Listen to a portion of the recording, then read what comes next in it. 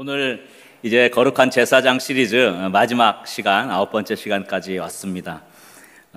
우리를 하나님의 자녀로 부르셔서 하나님 백성 삼으시고 또 하나님의 자녀의 축복을 허락하셨는데, 그것으로 끝나면 안 되고 하나님께서는 우리가 하나님의 거룩한 제사장으로 쓰임받기를 원하시는 것입니다. 아멘입니까?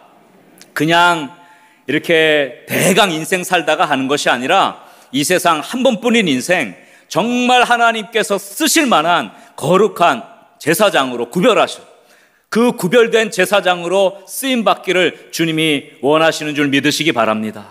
그래서 저를 불러주시고 우리 거룩한 문 성문교회 성도님들을 불러주시고 우리 교회를 하나님이 택하여 주신 줄 믿으시기 바랍니다. 베드로전서 2장 5절 말씀에 이렇게 말씀했죠. 너희도 산돌같이 신령한 집으로 세워지고 예수 그리스도로 말미암아 하나님이 기쁘게 받으실 신령한 제사를 드린 뭐라고요? 거룩한 제사장이 될지니라. 할렐루야. 우리로 하여금 거룩한 제사장이 되라고, 하나님이 기뻐 받으시는 제사를 드리는 그런 거룩한 제사장이 되라고 말씀하고 계시죠. 너무 잘 아는 말씀, 베드로전서 2장 9절. 그러나 너희는, 한번 이 말씀 다 같이 읽어볼까요? 그러나 너희는 택하신 족속이요 왕같은 제사장들이요 거룩한 나라요 그의 소유가 된 백성이니 이는 너희를 어두운 데서 불러내어 그의 기이한 빛에 들어가게 하신 이의 아름다운 덕을 선포하게 하려 하심이라. 할렐루야. 우리는 택하신 족속이고 그 다음에 뭐라 그랬어요? 왕같은 제사장이라 그랬어요. 하나님의 제사장으로 우리는 부름을 받았어요. 그래서 어둠 가운데서 빛으로 우리를 인도하여 내신 그 하나님의 아름다운 덕을 선포하게 하려 하심이라. 우리가 이 세상을 살아갈 때 하나님께서 우리를 거룩한 제사장으로 부르셨다는 그 소명의식이 그렇게 중요한 것입니다. 우리가 제사장으로 살아가는 그 제사장의 직분을 받았다고 하는 그 자세가, 그 인식이, 그 소명이 우리를 다른 사람으로 만드는 것입니다.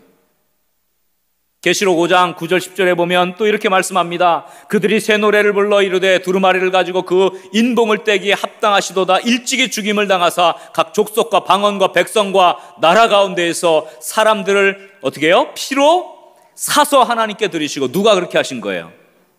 예수 그리스도죠. 예수 그리스도 어린 양이 모든 나라 족속 방언 사람들을 다 그의 피로 사서 하나님 앞에 드리신 거예요.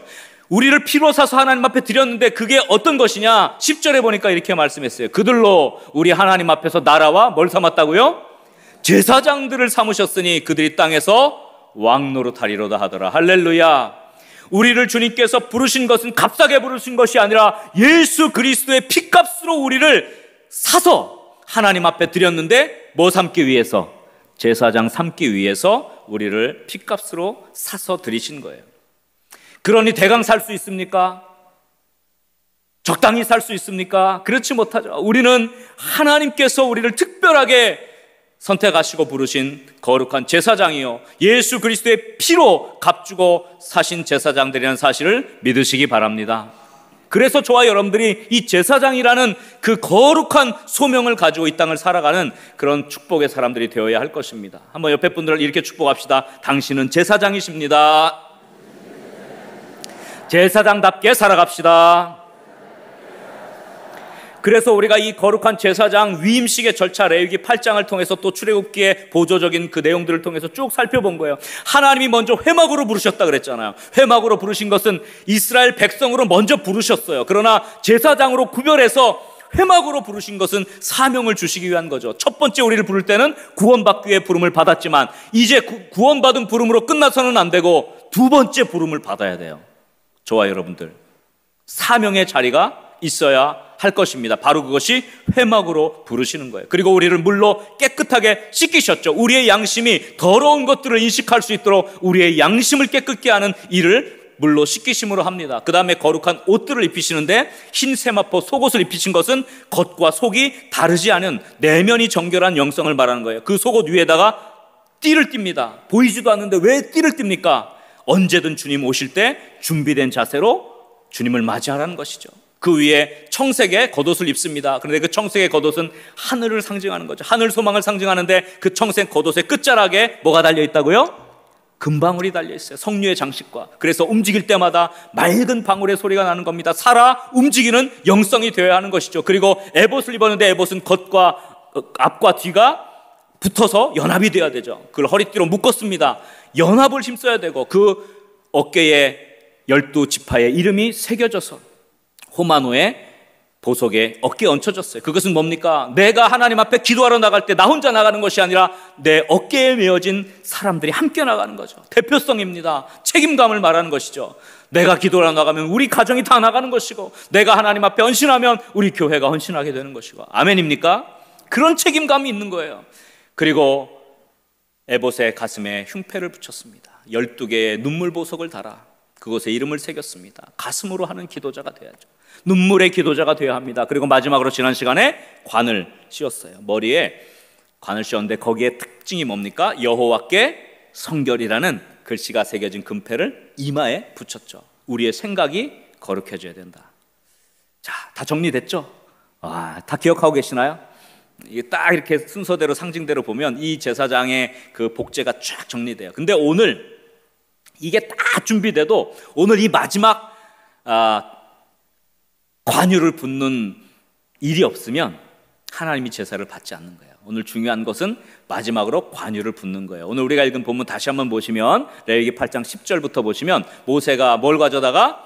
관유를 가져다가 성막과 그 안에 있는 모든 것에 발라 거룩하겠다. 여기 잠깐 보시면 관유라는 표현인데 이게 뭐냐 하면요, 이건 혼합유입니다. 올리브 기름에 그 다음에 액체 몰약, 그 다음에 계피, 그 다음에 창포, 그 다음에 이런 여러 가지 그 당시에 가장 고급 향료들을 모아서 섞어서 하나님께서 출애굽기 30장에 보면 만드는 방법을 주셨어요. 그래서 그것대로 제조한 특별한 혼합 향유, 아주 고급 향유입니다. 근데 이 관유는 다른 사람이 마음대로 만들어도 안 되고요, 이 관유를 만들어서 다른 데 발라도 안 돼요. 이건 오직 하나님과 관련된 데만 바르게 되어 있죠.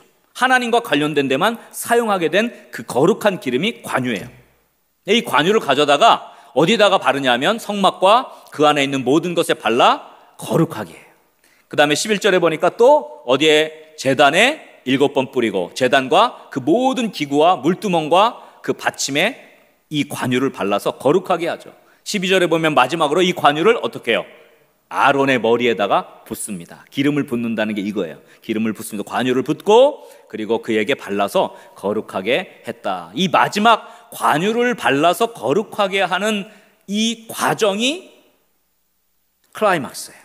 그래서 오늘 제사장이 어떤 사람인가, 제사장이 어떻게 되어야 되는가에 대한 마지막, 정말 하나님께서 주시는 그런 음성을 들을 수 있는 저와 여러분 될 수 있기를 주의 이름으로 간절히 축원합니다. 그래서 이 관유의 첫 번째 특징은 바로 이것입니다. 관유의 첫 번째 특징은 제사장의 사역과 관련된 모든 기구에 발랐어요. 그래서 여러분 보시면, 우리가 아까 읽은 말씀을 보시면 이 첫째로 어디에 발랐냐면요, 성막과 그 안에 있는 모든 기구들에게 발랐다. 10절 말씀에 보면 모세가 관유를 가져다가 어디에 발랐어요? 성막과 그 안에 있는 모든 것에 발라 거룩했어요. 성막 그리고 그 안에 있는 것, 지성소에는 뭐가 있습니까? 법궤가 있고, 성소에는 분향단이 있고, 그 다음에 떡을 진설하는 진설병 떡상이 있고, 그 다음에 7개 가닥이 되어 있는 금촛대가 그 안에 있죠. 거기에 다 발라서 거룩하게 구별한 겁니다. 그 다음에 둘째로는 그 성막 밖에 이제 회막 뜰에 있는 제단, 번제단이죠. 그 제단과 그 제단에 속한 모든 기구, 그 다음에 이 성소와 제단 사이에 물두멍이 있어요. 씻는 물두멍이 있는데 이 물두멍, 거기에다가 그 받침에다가 이 관유를 발랐어요. 그래서 11절에 보면 제단과 제단에 7번 뿌리고 또 그 제단과 모든 기구와 물두멍, 받침에 발라 거룩하게 했다. 그렇게 했습니다. 그래서 이 제단은 번제단인데요, 이 노수로 씌웠어요. 나무로 만들어서 노수로 씌워서 아주 큰 제단이고, 불이 꺼지지 않도록 계속 거기에다가 제물을 올려드리고 소재를 올려드리고 포도주를 부어드리는 그 제단입니다. 그 제단을 거룩하게 구별했고요, 그 제단에 있는 부속기구들도 거룩하게 관유를 바르라고 했는데, 오늘 레위기에는 자세히 안 나와 있지만 출애굽기 27장에 보면 자세히 나와요. 거기 보면 제물 담는 통, 이게 뭐냐면 여러분, 그 재물이 다 태워지고 나면 뭐가 남죠? 재가 남아요. 근데 그 재를 아무렇게나 하는 게 아니라 그 재를 따로 담는 구별된 통이 있었어요. 그 통에다가 관유를 발라서 거룩하게 하고 그 재를 거기다가 담는 거예요. 부삽이 있죠. 부삽도 바로 이 재를 아무렇게나 긁어다가 여기 통에다 담는 게 아니라 거룩하게 구별된 그 삽으로만 그 재를 퍼서 통에다가 넣도록 되어 있어요. 또 뭐가 있습니까? 대야가 있죠. 대야는 뭐냐면 제사 제물을 잡으면 피가 나오잖아요. 그 피를 아무데나 흘리지 않도록 대야에다가 그 피를 다 받아서 구별했어요. 그리고 거기 보면 고기 갈고리라고 돼 있잖아요. 갈고리가 있는데 이게 뭐냐면 제사의 제물을 각을 다 떠서 제단에다가 올리잖아요. 제단에 올릴 때 그냥 제사장이 이게 대강 들어다가 제물을 올리는 게 아니라 거룩하게 구별된 고기 갈고리, 이 세 개로 된 갈고리가 있거든요. 그 갈고리로 그 고기를 찍어서, 다른 것은 그 고기에 손을 대면 안 돼요. 하나님께 구별된 거라. 그래서 그걸 찍어가지고 그 갈고리를 가지고 고기를 찍어 올라가서 제단 위에다 올려놔야 돼요. 그러니까 그 올려드리는 고기 갈고리도 저렇게 거룩하게 분류를 한 겁니다. 불 옮기는 그릇, 그것은 뭐냐 하면 번제단에 불이 꺼지지 않거든요. 그래서 항상 피워 올리는데 그 숯을, 그릇을 따로 준비해서 거기다 담아서 성소 안에 분향단이 있어요. 분향단이 아침 저녁으로 꺼지지 않도록 계속 향을 피워 올리는데 그 불은 반드시 이 번제단에 꺼지지 않는 불을 담아다가 분향하게 돼 있어요. 그래서 제가 지난 시간에 그 얘기했잖아요. 나답과 아비후가 다른 불을 가져다가 분향했다 그랬는데 그게 바로 이 번제단의 불을 가져가야 되는데 그냥 다른 불을 했기 때문에 아론의 두 아들이 죽은 거예요. 그래서 이걸 담는 그릇도 뭐예요? 분류한 겁니다. 관유를 발라서 거룩하게 한 겁니다. 그러니까 이런 성소, 성막, 회막 안에 있는 모든 제사장과 사역과 관련된 기구들이 전부 다 거룩하게 구별된 거예요. 모든 제사의 도구에 이 거룩한 관유를 바르는 것은, 저를 따라 합시다. 도구를 구별해야, 다시 한번, 도구를 구별해야 하나님이 받으시는 제사가 된다.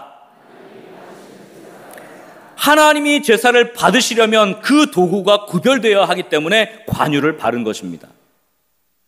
이 관유는 하나님의 사역을 위한 모든 도구들을 세상으로부터 거룩하게 구별시키는 역할을 하는 것입니다. 그래서 제사장이 그것들을 구별하고 심지어 고기 갈고리조차도 구별해서 하나님께로만 그걸 써야 되는데 그것들이 무시되고 멸시되고 구별되지 않은 제사가 드려져서 실로의 성막이 끝이 난 거라. 왜 구별돼야 합니까? 인간이 하나님을 만나기 전에 먼저 주변의 도구가 정결케 될 때 하나님이 그 사람을 만나주신다는 것을 말해주는 것입니다. 성막은 사람과 사람이 만나는 장소고 사람과 하나님이 만나는 장소입니다. 얼마나 거룩한 장소입니까? 그러나 그곳에 하나님이 임재하지 않는 것은 구별되지 않았기 때문인 것입니다. 구별되지 않으면 축복이 되지 못하는 겁니다.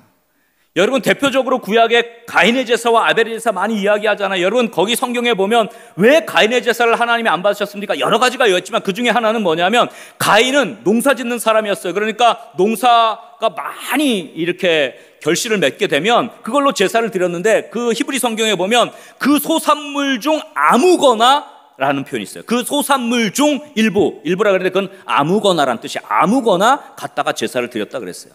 그런데 아벨은 양을 치는 자잖아요. 아벨이 드린 첫 제사는 뭐였냐면요, 그 양의 첫 새끼와 그 기름을 드렸다. 첫 새끼, 이건 뭡니까? 이제 하나님이 주신 은혜 가운데 처음 태를 가지고 처음 난 첫 새끼, 이건 뭐예요?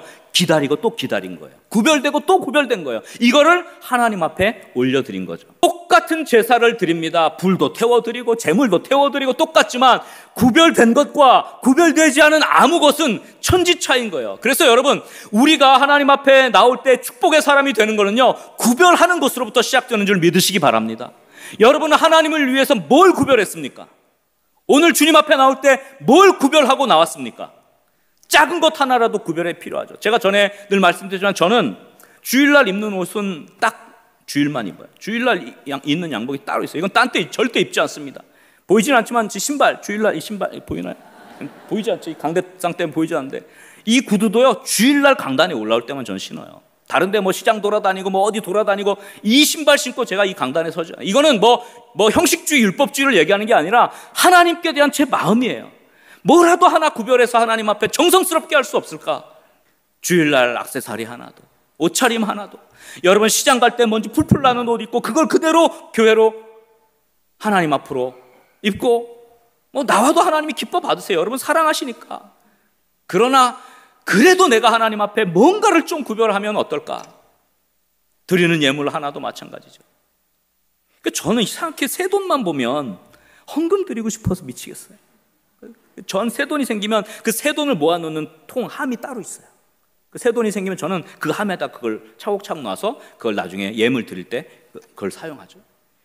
똑같이 예배를 드리지만, 똑같이 하나님 앞에 찬양하지만, 똑같이 기도하지만 뭔가 하나라도 구별된 것이 있다면 하나님이 그것을 기쁘게 받으시는 줄 믿으시기 바랍니다.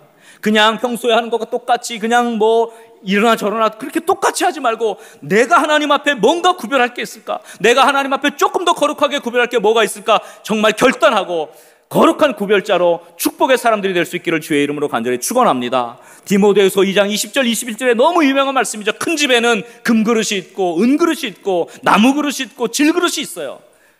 다 좋지만 귀하게 쓰는 것도 있고 천하게 쓰는 것도 있는데 중요한 건 21절 한번 다 같이 읽어봅시다. 시작. 그러므로 누구든지 이런 것에서 자기를 깨끗하게 하면 귀히 쓰는 그릇이 되어 거룩하고 주인의 쓰심에 합당하며 모든 선한 일에 준비함이 되리라. 할렐루야. 이런 것에서 자기를 깨끗하게 하면 뭡니까? 구별이에요. 금그릇이 중요한 게 아니라 구별된 그릇이 중요한 거예요. 아무리 질그릇이라도 구별돼서 이건 하나님께만 쓰이면 그것은 거룩하게 쓰임받는 하나님의 그릇이 된다는 것입니다. 아멘입니까?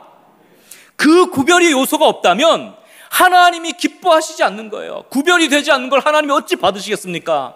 똑같이 예배를 드리고 똑같이 헌금을 드리고 똑같이 헌신을 하지만 구별됨 없이 드려진다면 그것은 축복이 되지 못하는 거예요.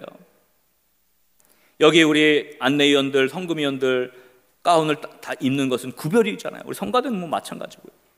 여러분 그 가운 입고 시장에 가실 수 있습니까? 가운 입고 시장에 돌아다니면 다 이상하게 쳐다볼 거예요. 우리 안내위원들도 파란 옷을 입었는데 파란 옷 입고 어디 나들이 가보십시오. 어디서 왔나? 여러분 구별된다는 건 굉장히 중요한 거예요. 하나님을 위한 것들을 구별하고 하나님이 기뻐하시는 것들을 구별할 때 하나님께서 그것을 귀하게 받으시고 축복하시고 사용하시는 줄 믿으시기 바랍니다. 우리 거룩한 문 성문교회 믿음의 영가족들이 정말 하나님 앞에 오늘부터 작은 것 하나라도 내가 하나님 앞에 그래도 이것만은 내가 구별하겠다 결단하고 구별됨의 축복 안에 들어오는 그런 은혜의 사람들이 다 될 수 있기를 주의 이름으로 간절히 축원합니다. 우리 한번 옆 사람들 이렇게 축복합시다. 하나님을 위해 구별합시다. 또 이렇게 인사합시다. 구별되어야 축복이 됩니다.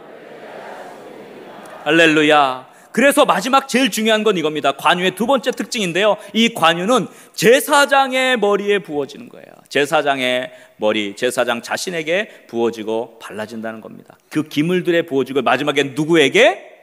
제사장 자신에게 부어집니다. 오늘 레위기 8장 12절 보면 또 관유를 아론의 머리에 붓고 그에게 발라 거룩하게 한다 그랬습니다. 이것을 시편 기자는 시편 133편에서 너무 아름다운 시로 이렇게 써놨어요. 시편 133편. 자, 보세요. 자, 보라, 형제가 연합하여 동거함이 어찌 그리 선하고 아름다운 거 그랬잖아요. 형제가 연합하여 동거한다는 게 뭐냐면요. 이 시편은 성전에 올라가는 노래예요. 성전 안에 함께 연합하고 성전 안에서 함께 예배 드리는 것을 저렇게 표현한 겁니다. 그것이 축복이 되는 거예요. 이게 구별의 특징입니다. 여러분, 그래서 여러분 이 자리에 함께 나와서 연합하고 함께 찬양하고 함께 기도하고 함께 말씀 듣고 함께 은혜를 나누는 것이 하나님 앞에 선하고 아름다운 것임을 믿으시기 바랍니다. 그래서 여러분 하나님 앞에 나오는 것도 구별이죠. 구별이죠. 그래서 뭐 여러 가지 상황, 뭐 지방에 계시거나 또 해외에 있거나 영상으로 우리 교회 예배 드리는 분들이 많아요. 그래서 해외에 계신 분들도 해외에 나가도 우리 교회 영상으로, 우리는 글로벌한 교회인 것 같아요. 세계에 흩어진 분들이 다 드리고 지방에 계신 분들도 예배 드리는데 가까이 계시면서 혹은 몸이 불편하신 경우는 그럴 수 있지만 가능하면 나오세요. 자, 이제 나오세요. 코로나의 두려움과 실패 다 지나갔잖아요. 나오세요. 함께 나와 구별되게 장소와 시간을 구별해서 하나님 앞에 드리는 것, 하나님 그것을 기뻐 받으시는 줄 믿으시기 바랍니다. 그래서 그 형제가 연합하여 동거하는 게 너무 아름다운데, 거기 보면 2절에 머리에 있는 보배로운 기름이 수염, 곧 아론의 수염에 흘러서 그의 옷깃까지 내림 같다 그랬어요. 이 머리에 있는 보배로운 기름이 바로 관유예요. 오늘 관유, 머리에 부어지는 기름이 쭉 흐릅니다. 수염, 아론의 수염에 흘러서 어디까지 흐릅니까? 온몸을 다 적시는 거예요. 아론에게 부어진 그 기름은 축복의 기름인데 그것이 온몸에 흘러요. 그래서 이것을 3절에 이렇게 표현했습니다. 3절에 헐몬의 이슬이 시온의 산들에 내림 같도다. 헐몬 산은 이스라엘의 가장 북쪽에 있는 만년설이 있는 산이에요. 거기에 찬 기운들이 내려오면 어떻게 됩니까? 그 중앙에 있는 이스라엘 평원에 촉촉하게 이슬이 맺혀요. 그래서 비옥한 땅이 되는 거예요. 헐몬의 이슬이 내린대. 그것이 이스라엘 전체의 축복의 땅, 비옥한 땅을 만드는 것이에요. 아론에게 기름이 부어지는데 그 아론의 기름이 흘러서 온 옷깃까지 흐른 같이 이 자리에 연합하여 동거하며 하나님 앞에 구별하여 예배를 드리는 모든 사람에게 하나님의 보배로운 기름이 흘러서 가정과 모든 삶 속까지 축복으로 흘러갈 줄 믿으시기 바랍니다. 그래서 여기가 축복의 자리인 거예요. 저에게 기름이 부어지면 그것이 저에게 끝나는 것이 아니라 우리 성도들에게 흘러가는 것이고, 아멘입니까? 나에게 기름이 부어지면 나에게 끝난 것이 아니라 우리 가정에게 흘러가는 것이고, 아멘입니까? 내가 섬기는 직장도 내가 구별되어 내가 거룩해지면 내 직장도 축복받게 되는 줄 믿으시기 바랍니다. 그래서 거기서 여호와께서 복을 명하셨나니 곧 영생이로다. 할렐루야. 제사장의 머리와 몸에 이 관유가 부어지고 발라지는 것은 바로 구별된 자가 축복의 통로로 쓰임 받는다는 겁니다. 따라합시다. 구별된 자가, 다시 한번, 구별된 자가 축복의 통로로 쓰임 받는다. 아멘이십니까? 하나님의 축복은 구별된 자를 통하여 흐르게 되어 있습니다. 아무에게나 축복의 통로로 이렇게 하나님의 복이 흘러가지 않습니다. 그래서 여러분, 아브라함이라는 사람이 우상이 가득한 고향에서 자기 자신을 구별하여 가나안 땅으로 발걸음을 옮겼을 때 아브라함은 축복의 사람이 되었고, 아브라함이 어떻게 됐습니까? 너는 복의 근원이 될지라. 그런 거예요. 구별한 거죠. 여러분, 한나가 사무엘을 구별했습니다. 그래서 그 사무엘을 하나님의 사람으로 드렸을 때 하나님이 그 구별된 사무엘을 통해서 이스라엘의 새 시대를 연 거예요. 성막 시대가 끝나고 이제 성전 시대가 열리는 놀라운 역사를 허락하신 것 아닙니까? 다니엘과 세 친구가 왕의 진미, 우상의 제물이잖아요. 왕의 진미로부터 자기 자신을 구별했을 때 하나님이 다니엘과 세 친구를 축복하셔서 그 바벨론 땅에서 높이셨을 뿐만 아니라 그들을 사용하셔서 하나님의 살아계심을 선포한 줄 믿으시기 바랍니다. 여러분, 구별되어야만 쓰임받습니다. 여러분, 내가 하나님 앞에 구별되어야 내 가정이 축복을 받는 것이고, 구별된 사람을 통하여 내 직장도 복을 받는 것이고, 구별된 그 한 사람 때문에 내가 속한 공동체가 축복받게 되는 줄 믿으시기 바랍니다. 그래서 여러분, 구별되어야 해요. 마지막 기름이 머리에 부어져야 합니다.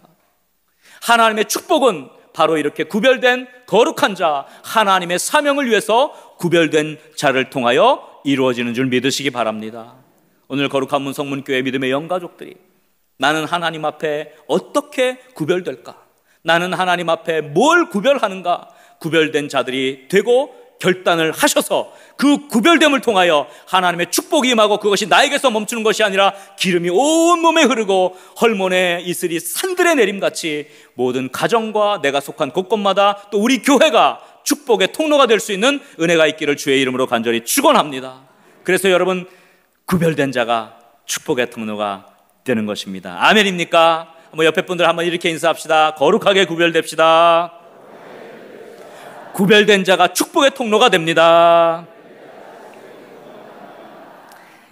이 시간 제사장 시리즈를 마무리하면서 여러분, 거룩한 구별을 마음속에 꼭 품고 구별되어 축복의 통로로 쓰임받는 모두가 될 수 있기를 주의 이름으로 간절히 축원합니다.